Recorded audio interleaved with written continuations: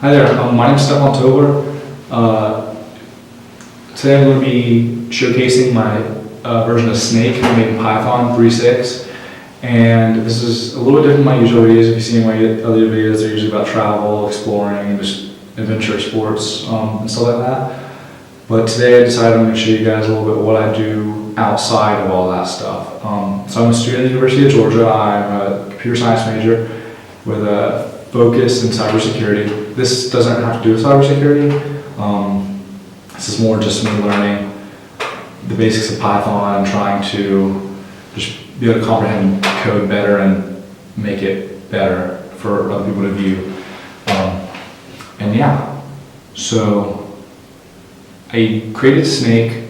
Originally I just created a regular game. But as I kind of got more into making it, I wanted to add my own features. So the project kind of took off from a tutorial, and then after about 10 episodes of the tutorial, I kind of moved on and started doing my own thing. So I used the PyGame library, and then I just used some other regular Python libraries. But PyGame is my big, kind of, is the core of the game.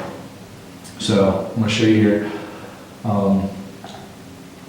It's backwards good, it's not backwards good. It's compatible with both Windows and Mac OS. I originally started developing on Windows, and then I realized, and then when switching over to Mac, I ran into some errors pertaining to file paths and stuff like that, so I had to be able to differentiate what OS I was on. So right now I'm going to give you guys just a quick rundown of the game. So there's 3 possible saves. I'm just going to start on save 1. Right here, you can see all your stats. So time played, this is hours, seconds, or hours, minutes, seconds. Games played, apples eaten, apples per game, gold apples eaten. You'll understand what golden apples are in a second. Distance traveled, this is just kind of a made up random number. It doesn't really mean much. It kind of has to do with the tick rate of the game. Because, I mean, depending on what kind of display you have, the pixel can be varying in size, so it's just kind of random calculation I made. It's not accurate. Keys pressed, bombs hit. This is a little challenge thing. Near misses, this has to do with the bombs. So yeah, that's that. We'll run through a quick game first. So you start out by not moving. This is a little different than regular Snake, and also in the regular version you can go through the walls like this. You use the arrow keys to control yourself. And as you get apples, you grow. Oh, it looks like bombs are on. Okay, so the bombs are on right now, which is a challenge you can turn on and off, and they'll randomly appear. And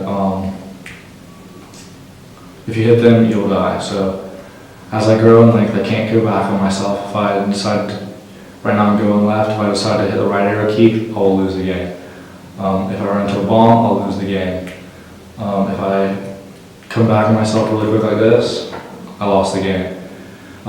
Press the menu key to go back, and we can look through the options. So the first thing that differentiates my game, I believe, from Snake is, I don't really play Snake, but the feature that I added was you can change your skin. So we have a series of skins, all the animations are programmed. Everything is semi-hard-coded. I did my best to make variables. If you change one, you don't have to go back and change a ton of them. But you got all the variables. You can also click the arrows instead of just using the arrow keys. If you want to select it, just press enter or return, either one, depending on what operating system you're on, and it'll select the Snake. Then you can hit the backspace or delete key, or click back to go back and change the difficulty. Difficulty changes the tick rate of your game. Hard is just a faster tick rate, so you'll be updating frames a lot quicker, so you'll be moving quicker, so there's more time to process the movements of the Snake, so you're more likely to back in yourself, I guess. So I think by default I set it on moderate, and then we also have a set of challenges. So right now bombs are true, so I'll turn bombs off and just press enter. I'll show off dark mode and walls right now, and then I selected a new texture. All I do is press enter to turn one, use the arrow keys to parse up and down the menu. I can press back, I can press backspace, start game. So dark mode is something where you can only see the squares directly around you, or 2 squares directly around you. So like it's like 27 squares, or 81 squares. What's that? 3, 4, 5, 25 squares around you. And then you have to find the apples. And right now walls are on. So as you can see, there's a wall texture around, and if you run into the wall, now you can't go through. So this is the last thing I implemented, was challenges. And it just kind of makes the game more interesting, because to unlock a lot of the skins, you actually have to complete challenges. And that's kind of like the last thing I implemented. And once I implemented the 4 or 5 challenges that I have, I said, all right, Snakey, you're done. So it's done. Press enter, you play again. Keep track of your high score. So right now, that's pretty much the game. Now I'll run you guys through the code. Kind of, if you guys are familiar with PyGame, it should be fairly easy to follow along with. I'm initializing colors right here into tuples.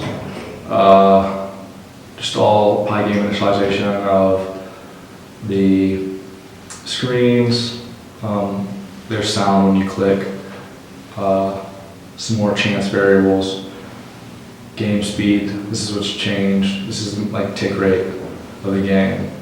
So how Snake works is a set of coordinates. So like the head has a pair of coordinates, the next piece has a pair of coordinates, so on and so forth. In every frame, the head gives its coordinates to the second piece, and so on and so forth, and then the last coordinates are just discarded. But yeah, all the saves are put into text documents like this. So all this, there's format saves, so when you start a new save, I don't have to go and edit every save file to make sure they're all to spec. Whenever I add a new feature, I just have to change the format page. There's collision check, which checks if 2 objects in the snake are collided. Just some functions to make it go. Here's some updated achievements. So like the achievements to get a gold snake, you have to get a golden apple. So if you eat a golden apple, if your golden apple count is greater than 0, then you have unlocked the snake. To get the classic snake, you have to play at least 10 games. To get the robo snake, you have to get at least a score of 20. To get the worm, you have to have collected over 250 apples. And to get the air skin, the player has to press 1,500 keys. So not too hard challenges. I wanted to make it fun but achievable at the same time. And then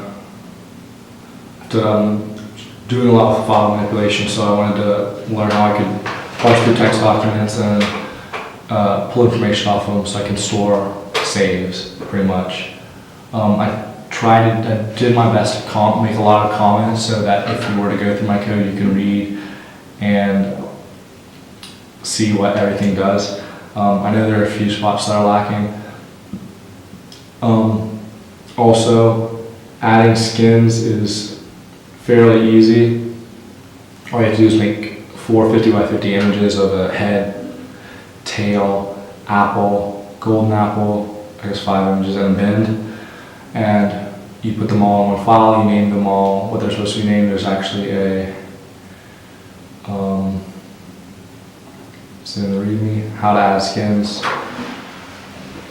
It shows you here. And then you just copy these lines and name your skin. So it's made it really easy to add skins for other players if they choose to, if they're more artistic than I am, because I know my paint skills aren't the best.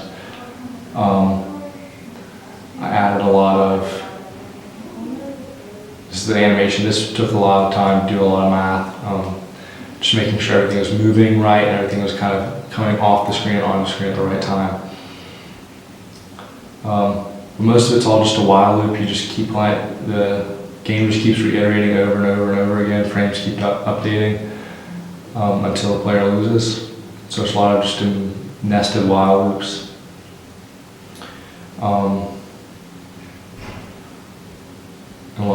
It's just a lot of PyGame stuff, honestly. If you know the PyGame library, it's not that difficult to make.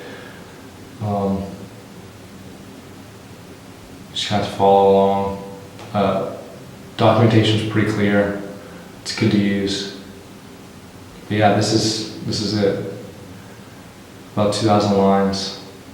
I'm sure there's a lot of white space. So maybe if you crunched it down, it might be 1,700 if I got rid of all the white space. But yeah, that's it. I'm glad you guys stayed around and watched the video. This is my really big project.